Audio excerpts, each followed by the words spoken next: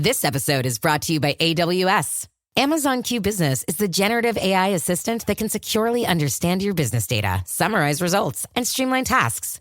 Learn what Amazon Q Business can do for you at aws.com/learn more. This episode is brought to you by Amazon Prime. There's nothing sweeter than baking cookies during the holidays. With Prime, I get all my ingredients delivered right to my door, fast and free, no last-minute store trips needed. And of course, I blast my favorite holiday playlist on Amazon Music. It's the ultimate soundtrack for creating unforgettable memories. From streaming to shopping, it's on Prime. Visit Amazon.com/Prime to get more out of whatever you're into. Hey, I'm Amanda from Trifecta Fitness. We're proud to be Clarksville's new Get Fit headquarters. Trifecta Fitness is a state-of-the-art spin and strength training studio. Our spin studio is truly one of a kind in this area, complete with 20 state-of-the-art live fitness bikes and an incredible sound system. Our strength training is done in small groups of 6 or fewer, and all of our strength and spin classes are scalable for every level of experience. Come see us in the heart of Clarksville, just behind MAPCO at the corner of Old Trenton Road and Wilma Rudolph Boulevard. Call us for more info at 931-542-6265 or download our Trifecta Fitness app for a full list of upcoming classes. In October 2019, Arlington, Texas was chosen to be the home of a new national museum, unlike any other. The National Medal of Honor Museum will be a unique home of military history.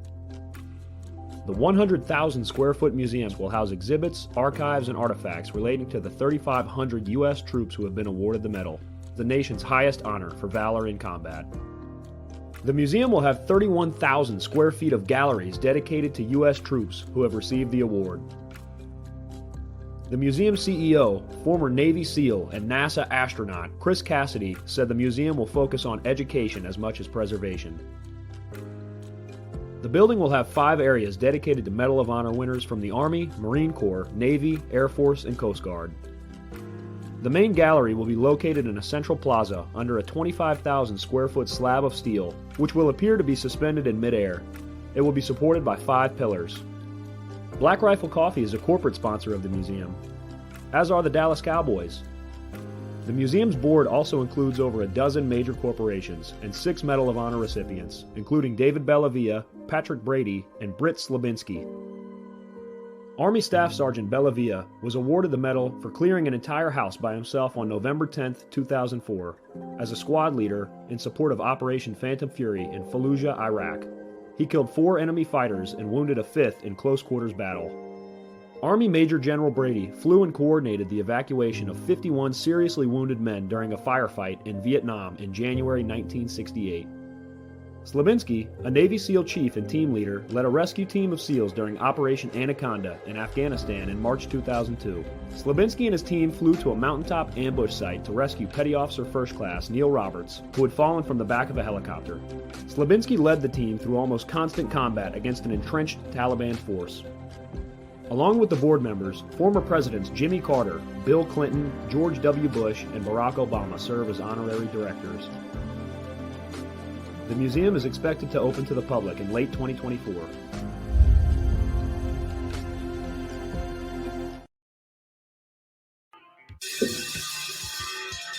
All right. Welcome back. MisFitNation. We are a show founded by a veteran and hosted by 2 veterans and a military spouse. Our mission is to get people to tell their story to the world. If you're an author, share your tips with MisFitNation. If you're a musician or actor, our audience needs to know how they too can get into the business. Coaches, we love our coaches. Come on and share some of your tips with the MisFitNation to help them become better versions of themselves. If you're a corporate leader or an entrepreneur, come on and share how you did it and how hard you have fought for success. If you're a veteran, first responder, or Gold Star family, we would love to have you come on and just share your story with the MisFitNation. We always have time for you. If you're feeling down, alone, or starting to see the darkness, stop. Think about those who are around you. You are not alone. You will be missed. If you feel like your problems will be a burden to those in your inner circle or are embarrassed, dial 988. If you are a veteran, take option 1. We need you to keep pushing forward. Don't make a permanent solution to a temporary problem. If you're a new listener, welcome to the MisFitNation. Be sure to subscribe to our show on your favorite podcast apps and also on our YouTube channel at @_MisFitNation. Subscribe and click the bell to keep you up to date with our latest episodes and all of our news. You can also find us on Heroes Media Group and About Face Radio. Now, let's get to the show.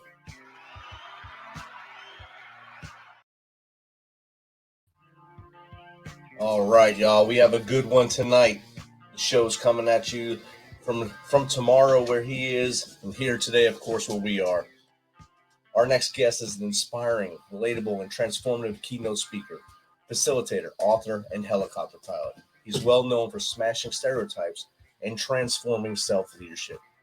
He took and passed his pilot's course at the age of 21, went on to serve in the Australian Army for 20 years, flying Black Hawk and Chinook helicopters. He deployed on numerous overseas operations, and towards the peak of his career, he too contemplated suicide and suffered a breakdown due to cocktail, PTSD, anxiety, depression, alcohol abuse, and a toxic culture.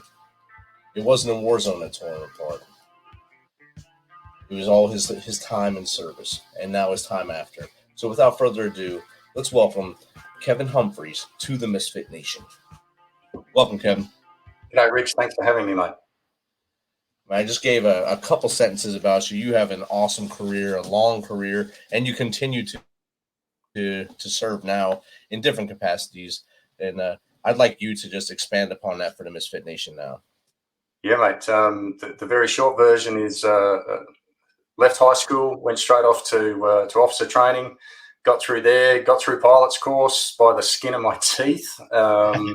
Almost got kicked off a couple of times, but managed to just scrape through, and then managed to be the top student on course. Finished there at 21 with the keys to a Black Hawk, and that started basically a 20-year Army career, flying around most of Australia and various parts of the world. I was had the privilege to be a flight instructor at the United States Army Aviation Training Center at Fort Rucker, as it was known at the time, and then humanitarian operations in Papua New Guinea, and then operational work in East Timor, Iraq, and Afghanistan a few times as well. So bounced around the place a bunch of times and bouncing backwards and forwards between Black Hawk and Chinook.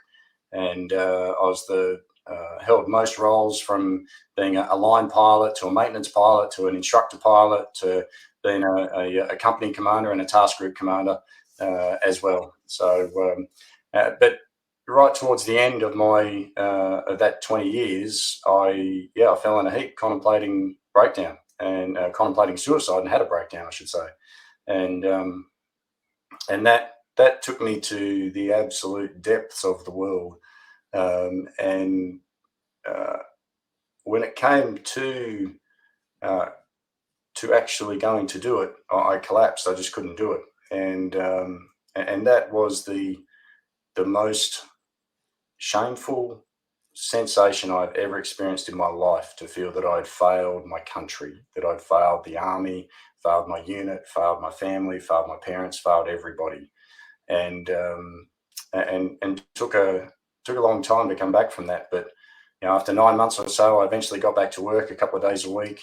I got my flying status back, and I didn't fly again in the Army because I was in ground jobs and whatever by that stage anyway. But then went on to be a civilian search and rescue pilot for another 10 years, flying the Bell 4 and 2 and the Augusta 139 and onshore, offshore rescues and whatnot. So I did that for another decade. And but even though I got back to being functional again, I still had this deep-seated feeling of failure and shame. And also, when I left the Army because I was publicly declared as damaged goods by some of the senior officers above me in the Army, and that apparently no one buys damaged goods according to them. So my career profile was basically shot, and so that's why I left the Army and went off and pursued a civil career.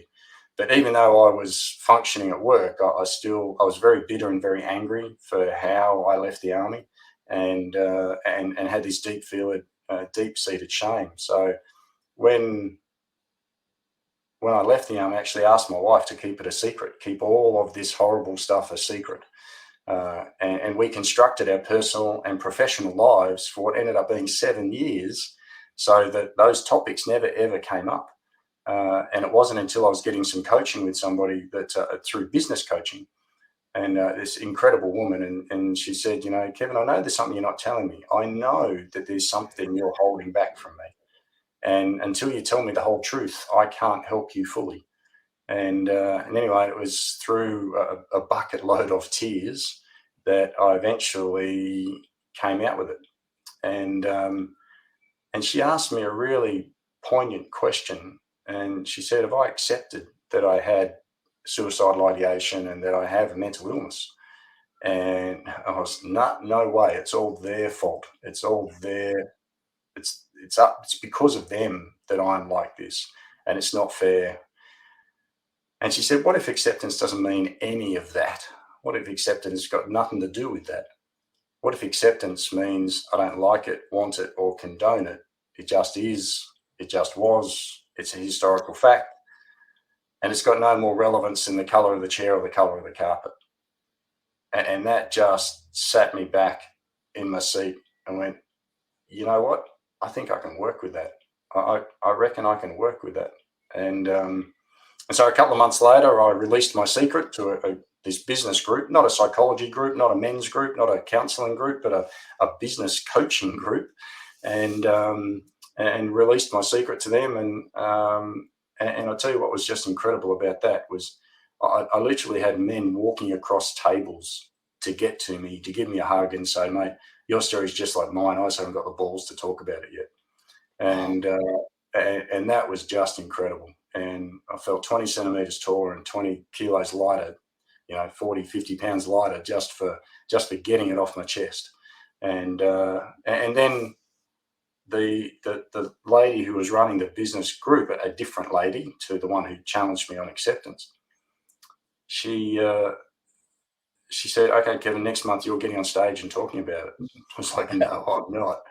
No, I'm not. No way in the world. And she said, no, come on. You'll be right. Let's get on stage and talk about it.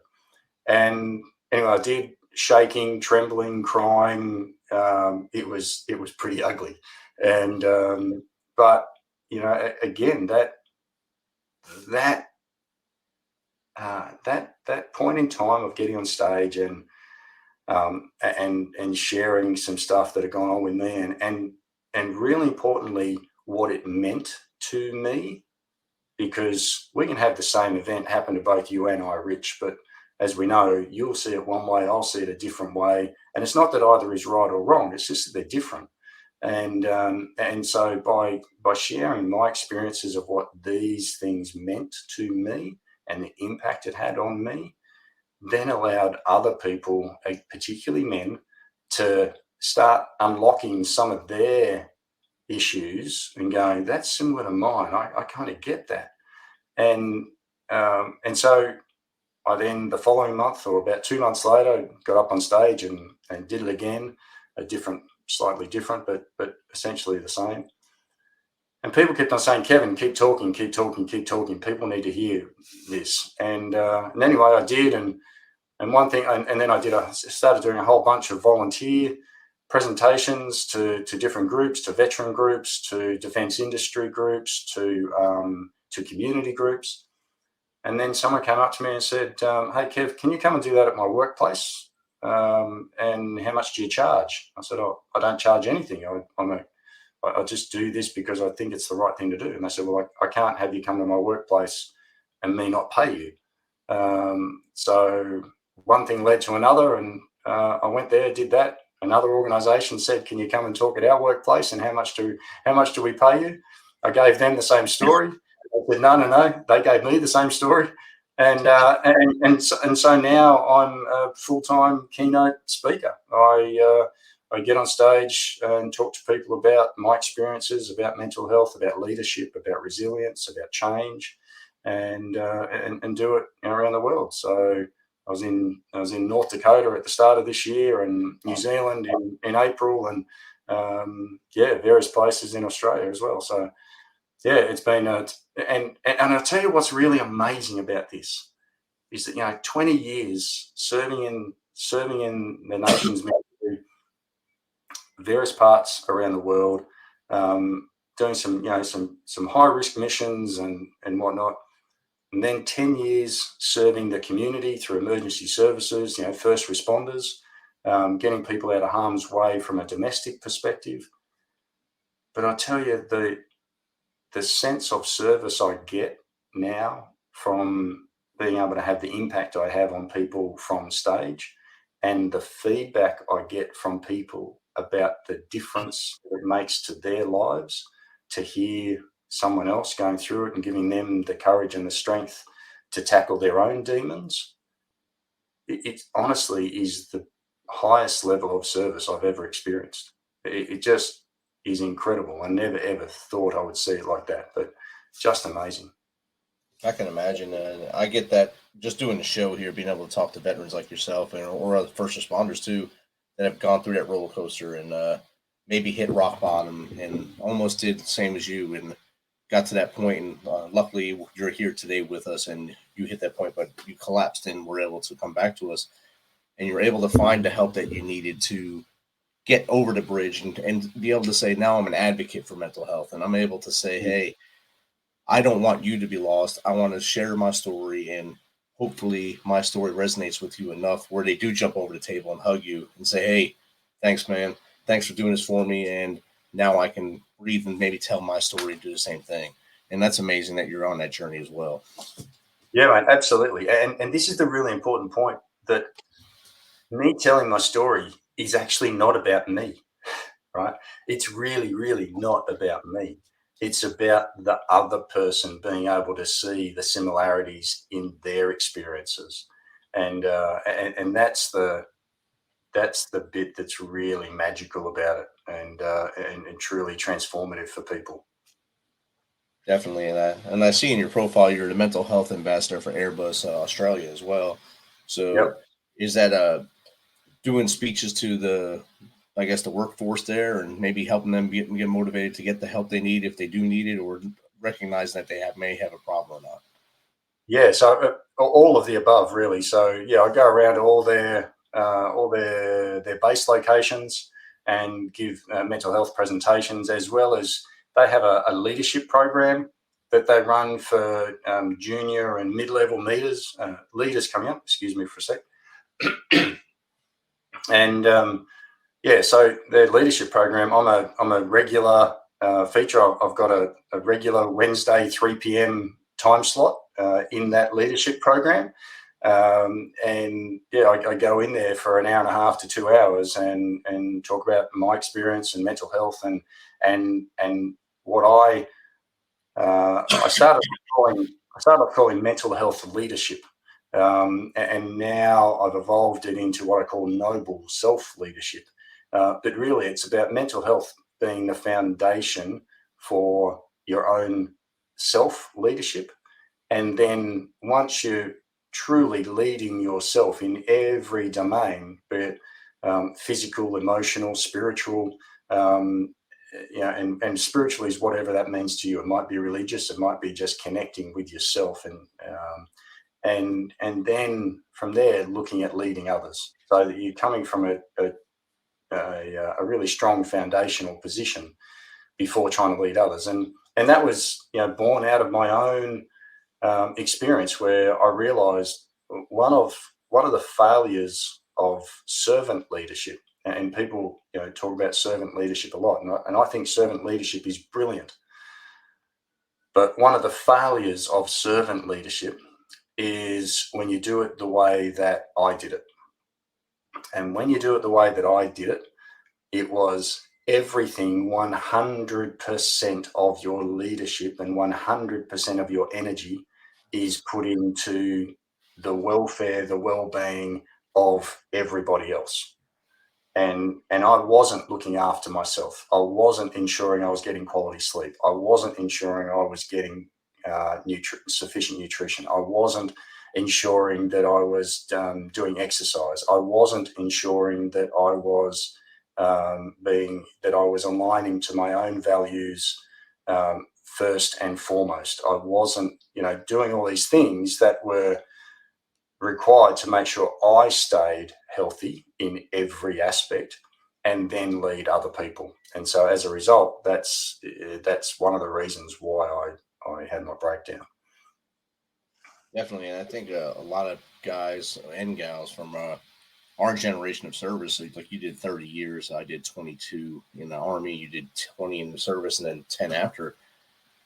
When we were in, it was all about what you just said.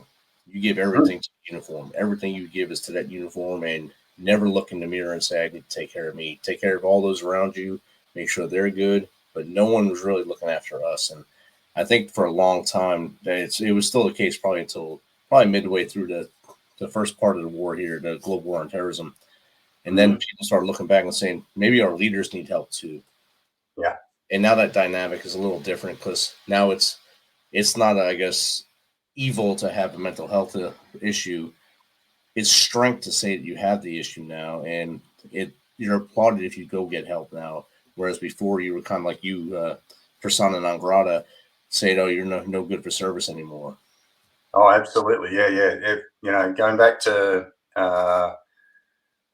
my first taste of I didn't know that it was a panic attack at the time. Was my after my first trip home from East Timor-Leste in 2000. But it was after my first trip home from the Iraq in 2003, where I was, waking in the middle of the night, night terrors, screaming, crying, all that kind of stuff. And but being messed in the head is the phrase we used at the time. If you were messed in the head, you were gone. It was just as simple as that. You were gone. And that was the last thing that you wanted to be, was be known to be messed in the head. So, but now absolutely, it's a sign of strength, and well, let's just say it's a sign of looking after yourself. And so the phrase I use is be selfish in order to be selfless. And so it's one thing. It's still absolutely heresy and taboo for a military person to be selfish, right? For good reason. We don't want anybody being Jack. We don't want anybody being selfish in uniform, because that is going to be absolutely catastrophe on the battlefield. But what we do want people to do is to be selfish with the intention of being selfless. That means that they are looking after themselves with the full intention of looking after their team, with the full intention of being there in the long run, the full intention of being able to give the mission and the men and the women that they command or that they work with 100% every time they need to. I love that. I love that saying, be selfish in order to be selfless. In order to be a selfless leader, you have to take care of self first. And I think that's where we are now. And I think we both witnessed we lost a lot of good dudes and dudettes to women and men due to them admitting that they had a problem early on in our careers, and they were disappeared basically. And they probably could have kept contributing if they just had that help. If they maybe got someone to listen to them and help them, they could have been just as just as much as a contributor as everyone else. And I think those are lessons we all learned, and thankfully the service has learned as well. Yeah, absolutely. And and I, through my own experience with suicidal ideation, and then lost one of the pilots that I mean, veteran suicide is, as you know, is a massive, terrible issue in the US, in Australia, in every country. And it really hit home for me in late 2019 when I lost a friend of mine. He was one of the pilots in the Chinook squadron, and he was very, very troubled for a long time. Ended up taking his life in December 2019, and then Anzac Day, which is a our most significant day of commemoration, particularly military commemoration in Australia and New Zealand on the 25th of April. I was in Townsville, a regional area, on shift with the rescue helicopter, and then went for a walk into the main park where the cenotaph is, and reflecting, and came across a funeral service booklet for a private infantry soldier who had taken his life on on Anzac Day the year before. Wow. And I looked around, and here was this A5 size funeral booklet held down on the ground with a rock on each corner, and I thought, this is terrible. We've got to do that. We've got to do a lot better than this. This is the only thing the families of service personnel who have taken their own lives after either in service or after service, they have nowhere to go. For them, they are still shunned. Right, so military personnel, and indeed the general community, we're now seeing the benefits of getting mental health assistance, right, and looking after ourselves. But what really struck me here was the families that are left behind still have nothing, right. And indeed the only thing they do have one thing, and that's stigma, laid against them for their son, their husband, their whoever having taken their own life. And so I vowed to do something about it. So I've now created an organisation called Cor Infinitus, or depending on your Latin, Cor Infinitus. And that means infinite courage, because I believe that the families are the ones who need infinite amounts of courage to have been able to gone through what they did leading up to the person taking their own life, and then indeed live with the unanswerable questions that linger after someone has taken their own life. And so I'm getting memorials put in all around the country, and it's my aim to get one in every city, suburb and town around the country, dedicated to those who have served and taken their own lives. But they're completely anonymous, so there's no names of any kind on anyone. They don't represent any individual person or era or circumstance. They're completely anonymous and therefore completely inclusive.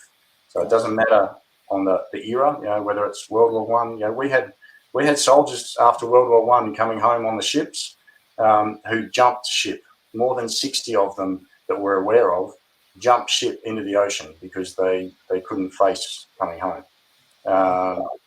So suicide in the veteran community has been around forever, and the whole point of these memorials, though, is to give the families somewhere tangible to go, to connect and feel that they actually have somewhere to go. And the feedback from families so far has been absolutely amazing, that they actually for the first time have some level of solace, some level of comfort, and some level of understanding that someone gets them.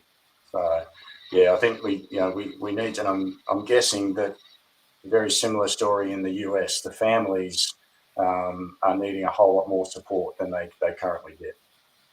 Definitely, and it's a lot there.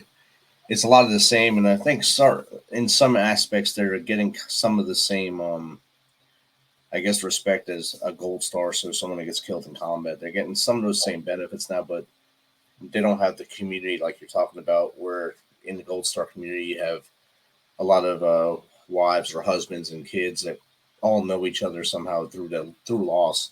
Whereas when someone takes their own life, you kind of set aside a little bit in that kind of shifted away from others until you finally find a group, maybe hopefully they take care of them. Yeah, that's exactly right. It's exactly right. So if you could talk to a veteran and tell that young man or woman, hey, you do matter. This is what I need you to do to stay with us. What would you tell them? There's a couple of things. The first is that no matter how bad, how horrible, whatever it is that's going on for you right now seems, it's not permanent. It's absolutely not permanent. And so there is there is light at the end of the tunnel, and whatever it is, we can't change what happened yesterday or last year or 30 years ago. We can't go back and change history, but we can honestly come to a point of acceptance through that definition I was telling you about before. And when we can work with that new version of acceptance, then we can start to see things differently. The second thing leads on from that, and that is a quote by an American fellow, Wayne Dyer. And the quote is, when you change the way you look at things, the things you look at change. When you change the way you look at things, the things you look at change. And it what it does is invites you to take a different perspective. So first of all, it's not permanent, it's temporary. Whatever that thing is, we can accept it. How can I look at whatever it is through a different perspective, or a different prism? How can I take a step back and see the bigger picture of where my life can fit into my family, my friends, maybe it's a new circle of friends. Maybe I need to move away from the current circle of friends or family or whatever it is, to find a new group of people that will help me see the incredible human being that I am. And, so they would be the top two things. And then the third thing would be, we've got to be selfish in order to be selfless. So you've got to lead yourself first.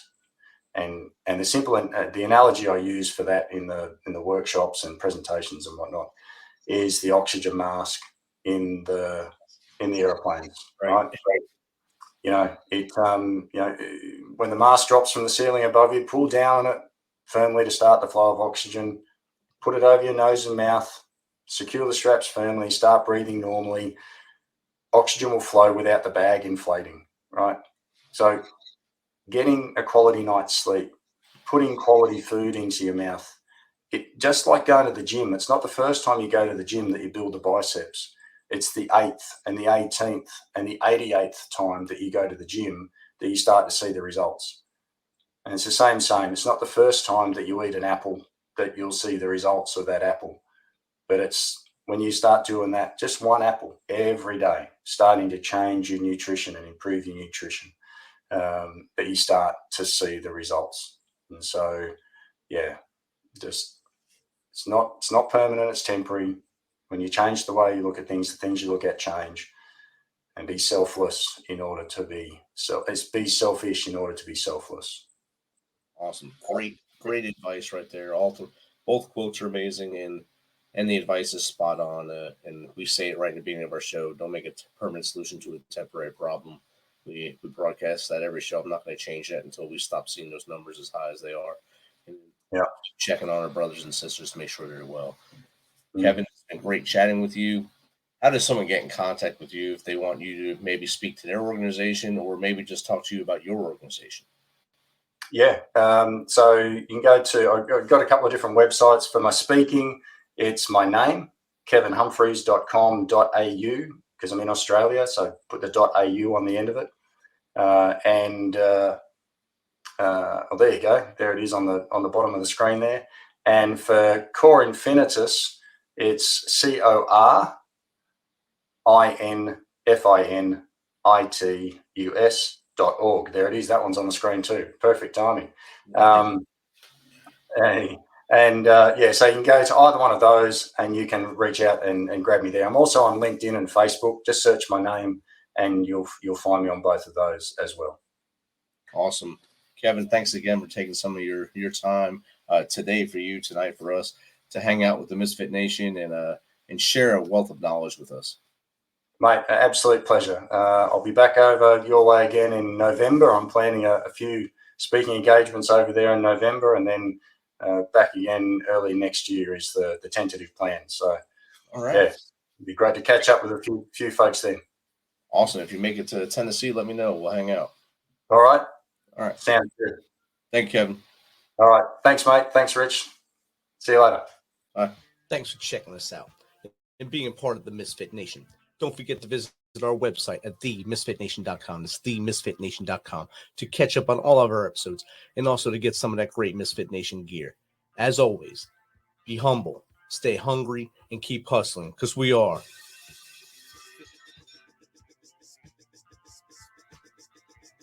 Fit Nation.